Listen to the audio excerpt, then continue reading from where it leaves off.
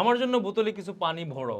আচ্ছা, ইংরেজি ভাষার মধ্যে এমন কিছু শব্দ রয়েছে যেই শব্দগুলো কোনো ব্যক্তিকে বোঝায়, বস্তুকে বোঝায়, আবার ওই শব্দগুলো দ্বারাই হচ্ছে কি কোনো কাজ করা বা হওয়া বোঝায়। এখানে দেখেন এই যে বোতলে কিছু পানি ভরে দাও, আমরা কিন্তু সবাই জানি যে বোতল শব্দের মানে হচ্ছে বোতল, তাই না?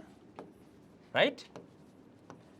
আবার এই বোতল শব্দের মানে কি? আবার এই বোতল শব্দের মানে হচ্ছে কিন্তু বোতলে ভরা।